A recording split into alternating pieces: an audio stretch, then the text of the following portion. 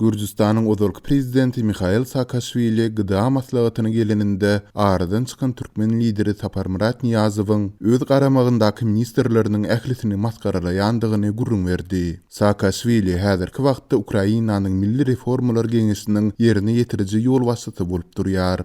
Ol YouTube kanalynda goýulan Dmitri Gardonyň mihmany atly gepleşikde bu ýagdaýy ýatlady. Saakashvili'nin belli Ukrayn jurnalistinin alyp baýran gepleşiginde aýtmagyna görä, Türkmenistanyň öňkü prezidenti Niyazow GDA-nyň samiti geçen wagtynda öz ministerlerini ýerinden turdup, olar 4 aýakly ýaly hamany ite kemput beren şekilli başyny egip iki elini aşak tallap durmaga mejbur edipdir. Dmitri Gardonyň türkmen masy bilen ýüzleşip gördüňizmi diýen sowalyna Saakashvili şeýle jogap gaýtardy. А с Туркменбаши вы общались?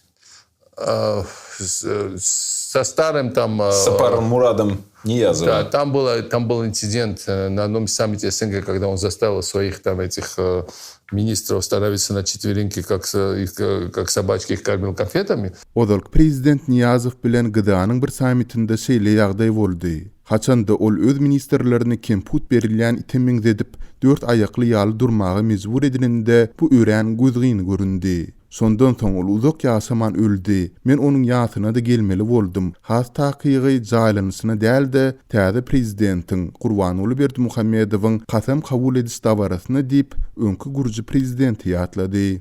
После этого сразу умер, и я приехал еще на похороны, и на инаугурацию, но не на похороны. Saakashvili bu ýatlamanyň dowamynda sondan 2 aýdan soň Türkmenbaşynyň üstünden gülen ol ministerlerini türmäge basyp başlandygyny hem aýtdy. И после этого, через месяц, он их посадил в тюрьму. Sol wagtyň özünde Türkmenistanyň häzirki prezidenti Gurbanuly Berdimuhammedowy ýeke täk bir ministri türmäge basmandygyny ýatlady. Вот единственное, кого не посадил, министр здравоохранения был, потому что это был его зубной врач. Onuň bir türmäge basmadygy saglygy saklaýyş ministri boldy. Sebäbi ol onuň diş lukmanydy. Ol bolsa häzir täze Türkmenbaşy boldy diýip Saakashvili aýtdy. А он сейчас стал новым Туркменбашы. Mundan başga Saakashvili Türkmenistanda taparda bolanda ýurtdaky media serişlerinde berilen habarlardan çen tutup ýurduň öz başlyk bir planeta höküminde ýaşaýandygyny, gen galmak bilen göz ýetirendigini hem belledi.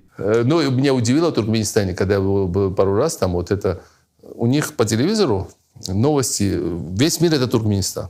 Olaryň Türkmenistanyň telewizionyny tutuş dünýädiňe bir Türkmenistan bilen çäklenýär. Sport habarlary berilende iki türkmen futbol toparynyň özara duşuklary barada gurrun edilýär. Olaryň gowja dünýäleri bar. Öz başyna bir planeta diýip Gürjistanyň öňkü prezidenti aýtdy. И смотришь, как, ну, хороший мир, у них своя планета. Şeýle de Saakashvili Türkmenistana eden saparynda ozalky prezident Niyazowyň rezidensiýasynda galandygyny, ol ýerde altyna çaýlan hajathana unitazyny hem görendigini nyktady. Я жил в его номере, где был действительно позолочен его резиденция, позолочен унитаз. Saakashvili'nin belli Ukrayn jurnalisti Dmitri Gardon bilen interwýusy 24-nji iýunda YouTube kanalynda efire gitdi. 2003-nji ýylda Bägül rewolýusiýasyndan soňra döwlet başyna gelen Mikhail Saakashvili 2004-2013-nji ýyllar aralygynda Gürjistanyň prezidenti bolupdy.